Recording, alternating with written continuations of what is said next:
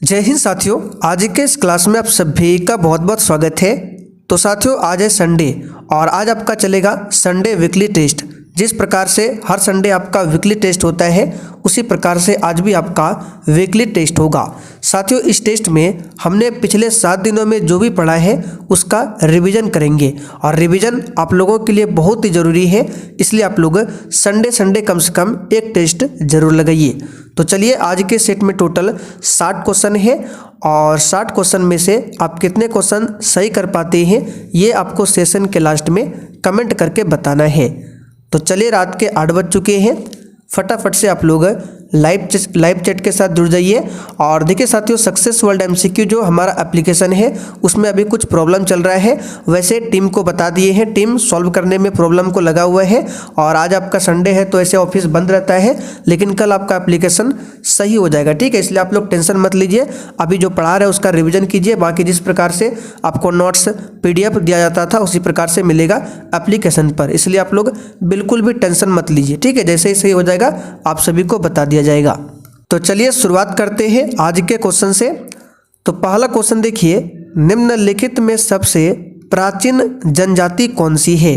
गोंड, जारवा, लेप्चा या फिर डी संथाल। साथियों, ये क्वेश्चन आपका हो चुका है, इसलिए आप लोग बिल्कुल सोच समझकर आंसर कीजिएगा और प्रत्येक स्टूडेंट को नीचे लाइव चैट में या फिर कमेंट बॉक्स में अपना अपना आंसर बताना है। तो यहाँ पर देखिए, सबसे प्राचीन जनजाति की बात करें, ये आपका हो जाएगा जारवा जनजाति। कौन सा हो जाएगा? जारवा जनजाति।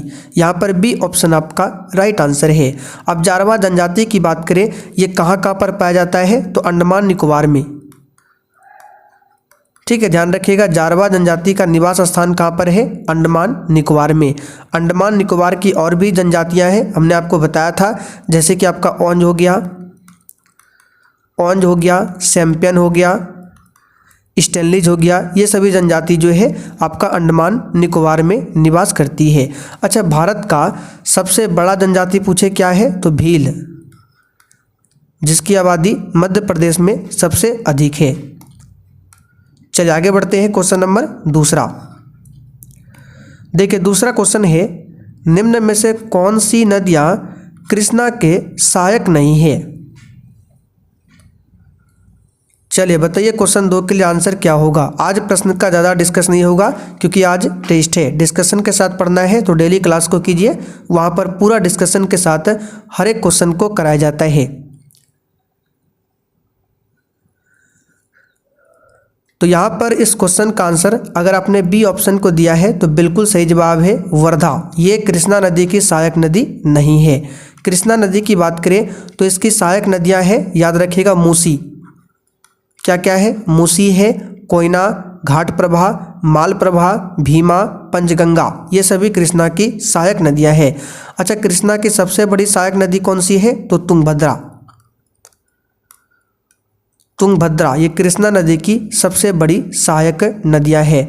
अच्छा, गंगा नदी की सबसे बड़ी सहायक नदी पूछे तो यमुना। चलिए आगे देखते हैं, क्वेश्चन तीसरा। बिहार में पहले कांग्रेस अधिवेशन कहाँ पर हुआ था?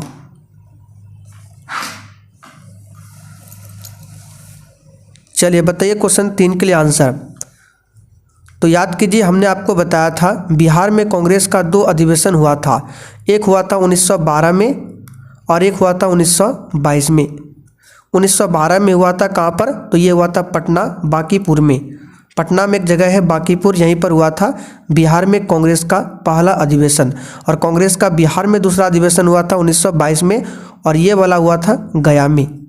ठीक है, बाकी इस अधिवेशन की अध्यक्षता किसने किया था, इसकी अध्यक्षता किसने किया था, ये सब कुछ हम बता चुके हैं और नोट्स भी इसके लिए हम डाल चुके हैं। ठीक है, उम्मीद करते हैं आप लोग नोट्स भी रिवीजन कर रहे होंगे।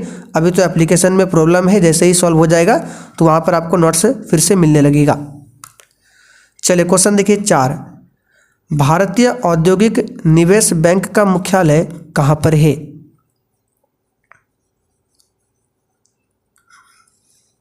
तो देखिए, भारतीय औद्योगिक निवेश बैंक का जो मुख्यालय है ये आपको देखने को मिलेगा कोलकाता में। कहाँ पर? कोलकाता में। इस बैंक की स्थापना 1971 में किया गया था।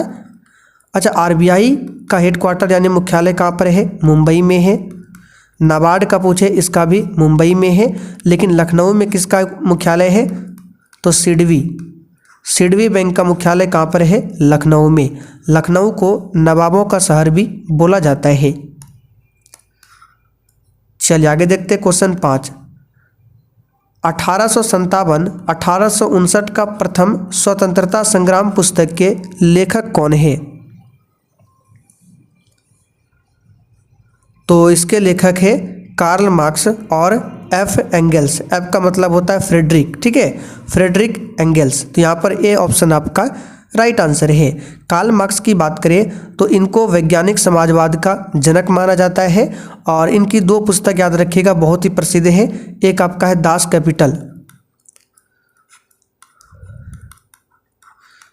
कैपिटल, दूसरी पुस्तक का नाम है कम्युनिस्ट मैनिफेस्टो। तो ये 2 पुस्तकें किसकी है? कार्ल मार्क्स की है। अच्छा, आप लोग कमेंट करके बताइए कार्ल मार्क्स किस देश से संबंधित है? तो यहाँ पर आंसर हो जाएगा आपका ए ऑप्शन। वीडी सावरकर से क्वेश्चन बनता है कि 1857 की क्रांति को देश का प्रथम स्वतंत्रता संग्राम किसने कहा था? तो वीडी सावरकर ने कहा था। चलिए आगे बढ़ते क्वेश्चन 6। विश्व का प्रथम लिखित संविधान किस देश में लागू किया गया? चलिए बताइए 6 के लिए आंसर। विश्व का प्रथम लिखित संविधान किस देश में लागू किया गया? तो प्यारे साथियों इसका आंसर है अमेरिका। अमेरिका में संविधान जो है 1789 में लागू हुआ था। अच्छा, अमेरिका को आज़ादी कब मिली थी? तो 4 जुलाई 1776 को अमेरिका को आज़ादी मिली थी, इसलिए 4 जुलाई को अमेरिका क्या करता है? स्वतंत्रता दिवस अपना मनाता है। तो विश्व का प्रथम लिखित संविधान अमेरिका का हो जाएगा, लेकिन विश्व का सबसे बड़ा लिखित संविधान पूछे तो अपना भारत का। अगला क्वेश्चन देखिए, अर्थव्यवस्था का कौन सा क्षेत्र सबसे अधिक श्रम खपाने वाला है?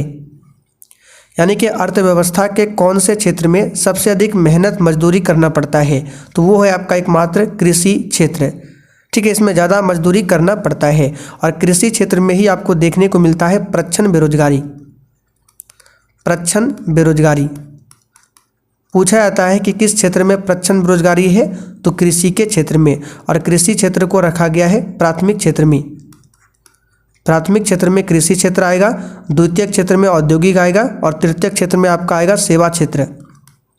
सेवा क्षेत्र को ही तृतीय क्षेत्र या फिर तीसरा क्षेत्र कहा जाता है। चलिए आगे बढ़ते हैं।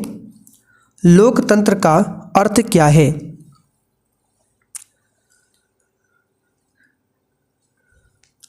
बताइए इसका आंसर। टोटल 60 क्वेश्चन है, तो आपको प्रयास करना है कम से कम 45 क्वेश्चन सही करने का। अगर आपका 45 से ऊपर आ रहा है तो आपकी तैयारी बहुत ही बेहतरीन है। कम से कम 45 क्वेश्चन सही करना है। तो साथियों, लोकतंत्र का अर्थ क्या है? ध्यान से देखिए। चुनाव निष्पक्ष होना चाहिए, बिल्कुल सही है। लोगों द्वारा चुनी गई सरकार होनी चाहिए। फैसले में लोगों की भागीदारी, यानी कि उपरोक्त सभी। इस क्वेश्चन का आंसर हो जाएगा डी ऑप्शन। चलिए अगला क्वेश्चन देखिए। मनुष्य की ध्वनि यानी कि शोर की सामान्य एवं अधिकतम सहिष्णुता सीमा कितनी होती है? बहुत ही शानदार क्वेश्चन है, बताइए इसका आंसर। ये क्वेश्चन हम कई बार आपको बता चुके हैं, आज फिर से ये क्वेश्चन आया है, तो चलिए फिर से इसको बता देते हैं। तो देखिए WHO के अनुसार, ठीक है, WHO के द्वारा जो मनुष्य के लिए सुनने के लिए सबसे अच्छा ध्वनि माना जाता है वो 45 डेसिबल के आसपास ये सबसे अच्छा ध्वनि माना जाता है। लेकिन यहाँ पर पूछा गया है कि ध्वनि यानी शोर की सामान्य एवं अधिकतम, यानी मनुष्य जो है कितने डेसिबल की ध्वनि को सुन सकता है? तो याद रखिएगा इसका आंसर है 60 से 80। 60 से 80 तक के डेसिबल ये जो है ये अधिकतम हो जाएगा, और 80 से अगर ऊपर हो जाता है तो वो क्या है? तो वो हानिकारक है। मैक्सिमम 80 तक आप लोग सुन सकते हैं, 80 डेसिबल की ध्वनि, इससे आगे नहीं सुन सकते हैं। तो ये एक रेंज दिया हुआ है 60 से 80 के बीच में। लेकिन जो आपका WHO के द्वारा है, ये सुनने के लिए जो सबसे बेस्ट ध्वनि है, ये साउंड जो है 45 डेसिबल है। चलिए आगे बढ़ते क्वेश्चन 10।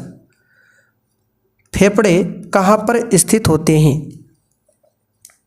उम्मीद करते हैं आप लोग बिल्कुल आराम से ये सब क्वेश्चन बना रहे होंगे, क्योंकि ये सब आपने पढ़ रखा है और नोट्स भी आपको मिल चुका है। तो फेफड़े कहाँ पर स्थित होते हैं? इसका आंसर है डी वाला ऑप्शन, फुफ्फुस वारणीय गुहिका।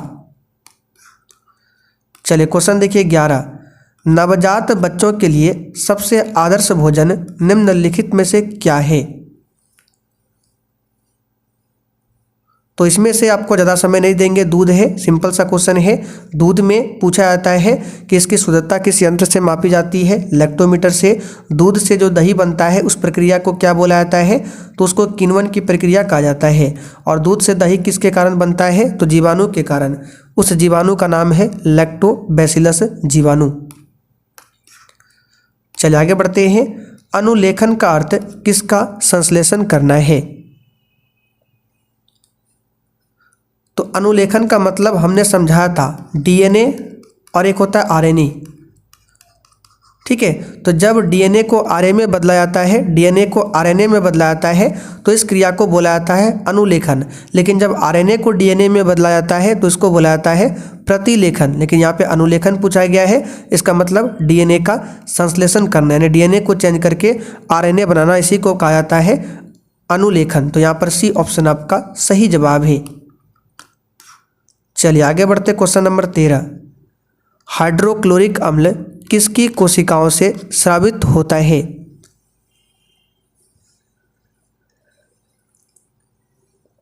ये तो सिंपल सा क्वेश्चन है, हाइड्रोक्लोरिक अम्ल यानी कि HCl। ठीक है, ये आपका क्या है, एक स्ट्रॉन्ग एसिड है, यानी प्रबल अम्ल है आपका HCl। H2SO4 भी क्या है, प्रबल अम्ल है, ये हम आपको बता चुके हैं। HNO3 नाइट्रिक अम्ल भी क्या है, प्रबल अम्ल है। तो HCl जो है ये कहाँ से स्रावित होता है, तो पेट के अमाशय से। तो ऑप्शन में तो अमाशय नहीं है, पेट दिया हुआ है, आंसर क्या हो जाएगा, पेट। चलिए आगे देखते हैं, पायसीकरण क्या है। आंसर है वसा को छोटी छोटी गोलिकाओं में भंजित करना ही पायसीकरण कहलाता है। वर्गीकरण विज्ञान किससे संबंधित विज्ञान है। आंसर हो जाएगा इसका 15 के लिए ऑप्शन सी, वर्गीकरण से। अच्छा, वर्गीकरण का जनक किसे कहा जाता है, वर्गीकी का पिता, तो याद रखिएगा कैरोलस लिनियस को। कैरोलस लिनियस को वर्गीकी का पिता बोला जाता है। चलिए आगे बढ़ते हैं, विमा यानी कि डायमेंशन MLT पर पावर -2 किसके अनुरूप है। इसको सही कर लेंगे, क्या होगा, MLT पर पावर -2। तो ये बल का होता है, हम कई बार आपको बता चुके हैं, बल का होता है। बल F बराबर क्या होता है, M × A। M क्या है, द्रव्यमान है, इसका आपका M से लिखते हैं, बड़ी M से। और त्वरण का क्या होता है, LT पर पावर -2। तो MLT पावर -2 ये बल का क्या है, डायमेंशन है। बल का SI मात्रक न्यूटन होता है, सेल्सियस मात्रक डाइन होता है। विकिरण के प्रमात्रा सिद्धांत के संस्थापक कौन है। इसका आंसर क्या हो जाएगा, प्लैंक। कौन है, प्लैंक है। चलिए आगे देखते हैं, संचार में प्रयुक्त फाइबर ऑप्टिकल केबल किस सिद्धांत पर कार्य करता है।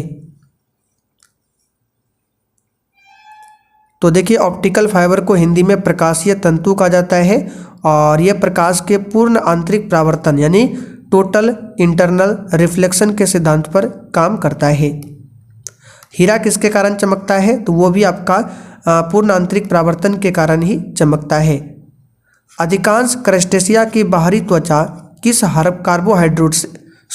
कार्बोहाइड्रेट से बनी होती है। तो क्रस्टेशिया मतलब क्या होता है, क्रस्टेशिया का उदाहरण कवक भी होता है। कवक जो है ये क्रस्टेशिया का ही उदाहरण है। तो कवक की जो कोशिका भित्ति होती है, हम आपको बता चुके हैं, काइटिन की बनी होती है।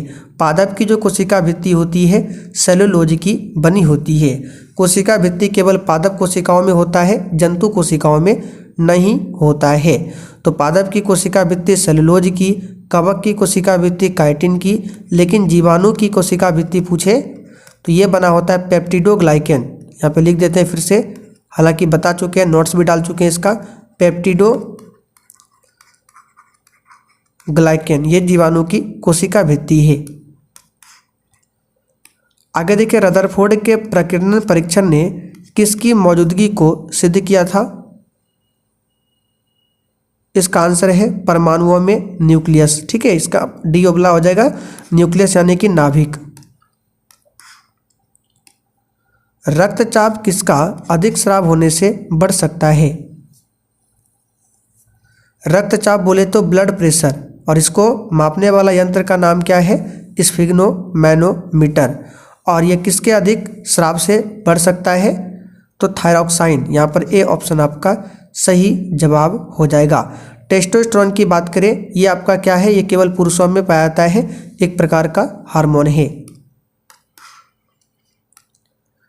आगे देखिए, ग्रीन हाउस गैसों की अवधारणा किसने किया था? वेरी इंपॉर्टेंट क्वेश्चन है, इस पर स्टार मार्क करके रखिए। तो ग्रीन हाउस गैस, इसका एग्जाम्पल हम आपको बता चुके हैं। जैसे सबसे इसका प्रमुख गैस जो है कार्बन डाइऑक्साइड है, मीथेन भी है, जलवाष्प भी है, CFC भी है, नाइट्रस ऑक्साइड भी है। ये सभी क्या है? आपका ग्रीन हाउस गैस है। और इसकी अवधारणा किसकी थी? तो जोसेफ फूरियर। चलिए आगे बढ़ते हैं। भोपाल गैस त्रासदी 1984 किससे संबंधित है? तो भोपाल गैस त्रासदी की घटना 3 दिसंबर 1984 को होती है मध्य प्रदेश की राजधानी भोपाल में, और इसमें मिथाइल आइसोसाइनाइड गैस का रिसाव हुआ था।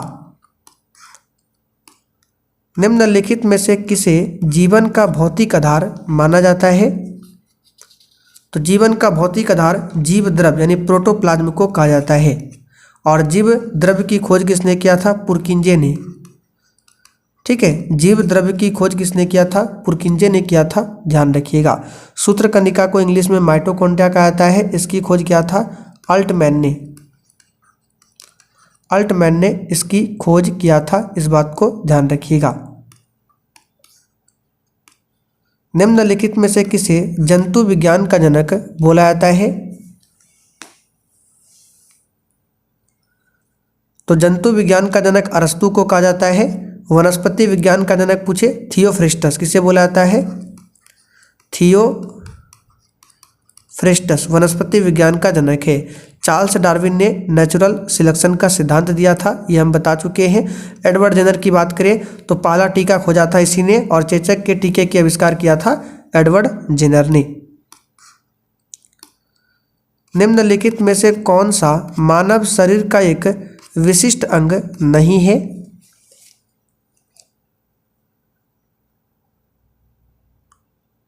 आंसर है अक्ल की दाढ़। बाकी थाइमस ग्रंथि, ग्रसनी, गल ग्रंथि ये सभी है। अक्ल की दाढ़ ये कोई अंग नहीं है, ये आपका क्या है? एक कहावत है। ठीक है, चलिए आगे देखते हैं। निम्न में से किस ग्रंथि में पित्त उत्पादित होता है?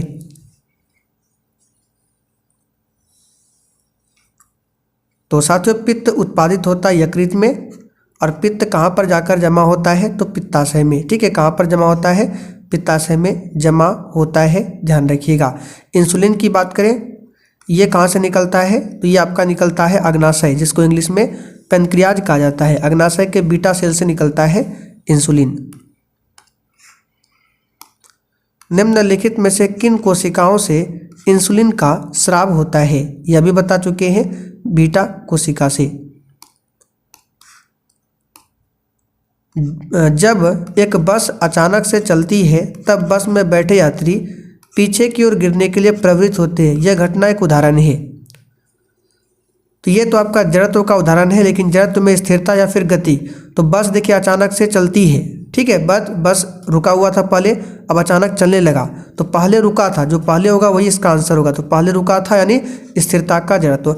मान लीजिए बस चल रही है अचानक रुक जाता है, तो यहाँ पर हो जाएगा आपका गति का जड़त्व। यहाँ पे बस रुका हुआ था, अचानक चला, लेकिन अगर चल रहा है अचानक रुकता है तो गति का जड़त्व, और अचानक चलना प्रारंभ कर दे तो स्थिरता का जड़त्व। चलिए आगे देखते हैं क्वेश्चन 30। एक परमाणु द्रव्यमान संख्या को कैसे निर्धारित किया जाता है? सिंपल सा क्वेश्चन है, परमाणु में उपस्थित कुल प्रोटॉन तथा न्यूट्रॉन की संख्या को जोड़कर। निकोलो डी क्वांटी सर्वप्रथम किसके दरबार में आया था? क्लास को थोड़ा सा स्पीड कर रहे हैं आप लोग, फास्ट में आंसर लगाते चलिए, क्योंकि ये सब क्वेश्चन हो चुका है तो इसमें आपको ज़्यादा समय नहीं मिलेगा। बताइए इसका आंसर क्या होगा? तो इसका आंसर हो जाएगा देवराय प्रथम। किसके दरबार में आया था? देवराय प्रथम के दरबार में कौन आया था? Niccolo de Conti. इस बात को ध्यान रखिएगा। और ये कौन था? ये आपका इटली का यात्री था। कृष्णदेव राय की बात करें तो हम आपको बता चुके हैं इनकी रचना अमुक्त माल्याद और जाम्बवती कल्याणम, ये दो किसकी रचना है? तो कृष्णदेव राय की रचना है। और ये बाबर के समकालीन थे कृष्णदेव राय। मोपला विद्रोह का नेतृत्व किसने किया था? आंसर है अली मुसलियार ने। मोपला विद्रोह 1921 में हुआ था केरल के मालाबार तट पर। चलिए, निम्नलिखित में से अमृत क्रांति किससे संबंधित है?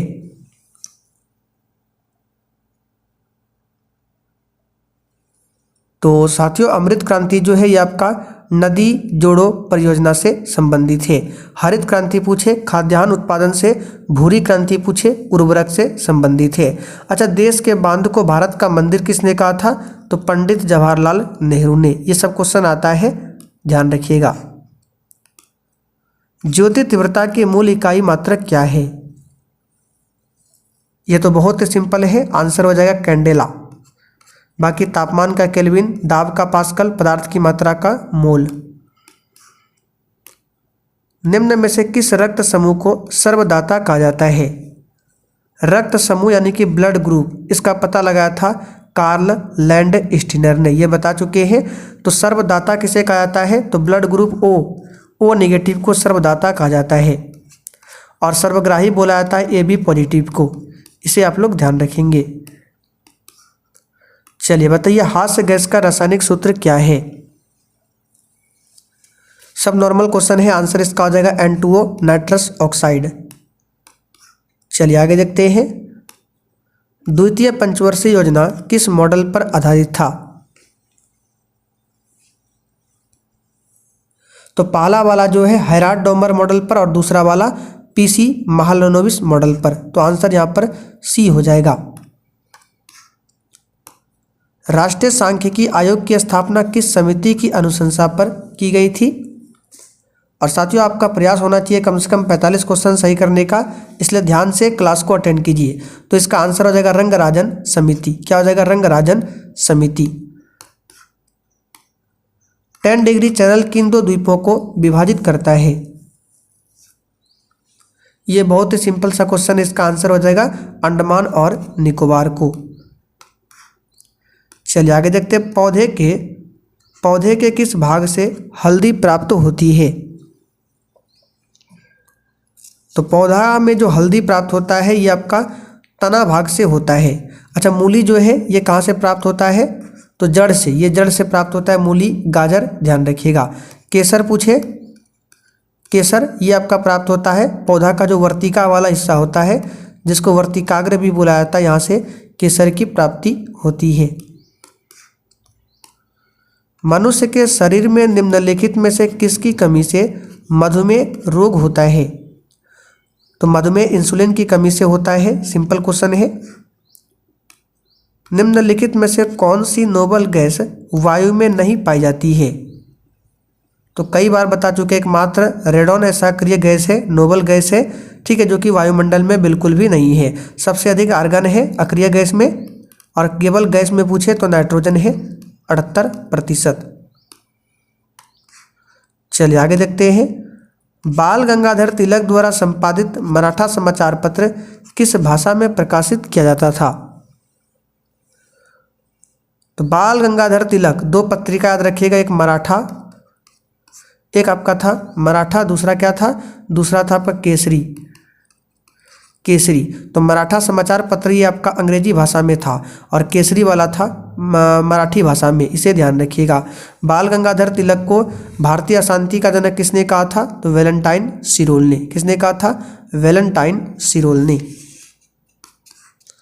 चलिए, सिडबी का मुख्यालय अभी बता चुके हैं, आंसर हो जाएगा लखनऊ। चलिए आगे देखिए। गांधी जी ने किस गोलमेज सम्मेलन में कांग्रेस के प्रतिनिधियों के रूप में भाग लिया था?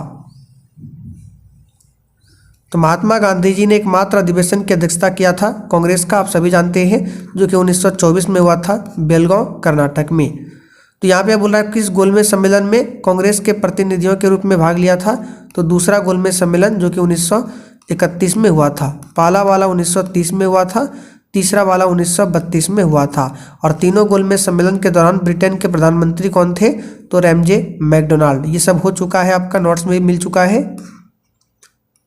चलिए, मनुष्य की लार में कौन सा एंजाइम होता है? तो इसमें एमाइलेज और टाइलिन दोनों एंजाइम होता है। ट्यूबलाइट में मुख्यतः कौन सी गैस होती है? आंसर है आर्गन। चलिए, महलवाड़ी व्यवस्था का जनक किसे कहा जाता है? आंसर है हॉल्ट मैकेंजी को। हॉल्ट मैकेंजी को। रैयतवाड़ी का पूछे, रैयतवाड़ी का सर टॉमस मुंडो। अस्थाई बंदोबस्त पूछे जो कि 1793 में आया था, लॉर्ड कॉर्नवालिस से संबंधित है। चलिए आगे देखते हैं। कृषि क्षेत्र में किस प्रकार की बेरोजगारी दिखाई देती है? तो अभी हमने आपको बताया था प्रच्छन्न बेरोजगारी, और प्रच्छन्न बेरोजगारी को ही अदृश्य बेरोजगारी भी कहा जाता है। भारतीय संविधान सभा की प्रथम बैठक कब की गई थी? तो ये आपका 9 दिसंबर 1946 को। आखिरी वाला पूछे तो 24 जनवरी को, 24 जनवरी 1950 को आखिरी वाला। अच्छा, 22 जुलाई 1947 को क्या हुआ था? तो हमारा जो राष्ट्रीय ध्वज तिरंगा है इसको अपनाया गया था संविधान सभा के द्वारा 22 जुलाई 1947 को। चलिए आगे बढ़ते, क्वेश्चन नंबर 51। तृतीय बौद्ध संगति का आयोजन किस स्थान पर हुआ था? तो तीसरा वाला जो हुआ था ये आपका हुआ था पाटलिपुत्र में, अशोक के समय में। पहला वाला हुआ था राजगिरी में अजातशत्रु के शासनकाल में। दूसरा वाला वैशाली में कलाशोक के शासनकाल में। चौथा वाला हुआ था कश्मीर कुंडलवन में कनिष्क के शासनकाल में। और दूसरा वाला पाटलिपुत्र में हुआ था अशोक के समय में। चलिए आगे देखते हैं। अंतर्राष्ट्रीय सौर गठबंधन की स्थापना किस वर्ष की गई थी? इसका आंसर हो जाएगा 2015 में। कब किया गया था? 2015 में। और इस गठबंधन का जो मुख्यालय है कहाँ पर है? हरियाणा में है, गुरुग्राम में। वैदिक काल की सर्वाधिक महत्वपूर्ण नदी कौन सी मानी जाती है? यह है आपका सरस्वती नदी। क्या है? सरस्वती नदी। चलिए, किस सिख गुरु की हत्या औरंगजेब द्वारा करवाई गई थी? तो सिख धर्म में टोटल 10 गुरु हुए हैं, जिसमें से पहला गुरु है गुरु नानक देव, जिन्होंने सिख धर्म की स्थापना किया था। तो किस सिख गुरु की हत्या औरंगजेब द्वारा कराई गई थी? तो इसका आंसर है गुरु तेग बहादुर, जो कि सिखों के 9वें गुरु थे। इससे पहले सिखों के जो 5वें गुरु थे, जिसका नाम है गुरु अर्जुन देव, इसकी भी हत्या करवा दी थी। तो इसकी हत्या करवाई थी जहांगीर ने, और गुरु तेग बहादुर का औरंगजेब ने। दोनों को याद रखिएगा। चलिए आगे देखते हैं। फलों को कृत्रिम रूप से पकाने के लिए किस रसायन का इस्तेमाल होता है? तो ये आपका हो जाएगा एथिलीन और एसिटिलीन, दोनों का इस्तेमाल होता है। आगे बढ़ते हैं। राष्ट्रीय बाघ दिवस किस तिथि को मनाया जाता है?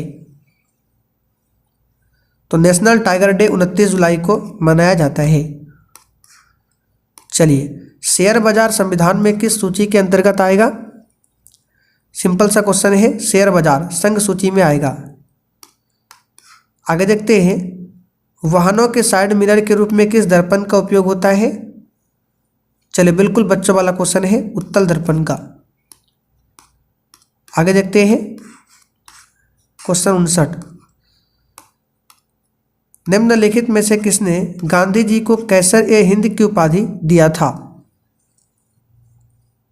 तो यह दिया था ब्रिटिश सरकार ने, लेकिन इस कैसर-ए-हिंद की उपाधि को महात्मा गांधी जी ने लौटा दिया था, जो कि 13 अप्रैल 1919 को जो जालियांवाला बाग हत्याकांड की घटना होती है, इसी के कारण महात्मा गांधी जी ने जो अपनी उपाधि है कैसर-ए-हिंद, इसकी उपाधि लौटा दिया था। चलिए आज का आखिरी क्वेश्चन देख लेते हैं। भारतीय संविधान सभा के प्रारूप समिति के अध्यक्ष कौन थे?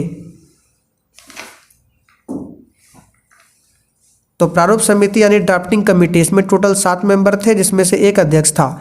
और अध्यक्ष के रूप में कौन था? तो डॉक्टर भीमराव अंबेडकर।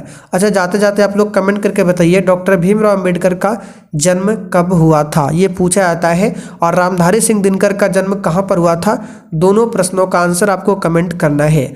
और आप लोग बता दीजिए आपने 60 क्वेश्चन में से कितने क्वेश्चन सही किए। और साथियों जाते जाते फिर से रिपीट कर देते हैं, जो आपका एप्लीकेशन है जिसमें कोर्स आपका चल रहा है वो ओपन नहीं हो रहा है, तो आप लोग टेंशन मत लीजिए, वो सही हो जाएगा। आज संडे है, वैसे ऑफिस बंद रहता है, फिर भी प्रयास में है, अगर नहीं हुआ आज तो कल आपका हो जाएगा, ठीक है। बाकी फिर आगे आप पढ़ाई कर सकते हैं। तो आप लोग बता दीजिए आज आपने कितने क्वेश्चन सही किए।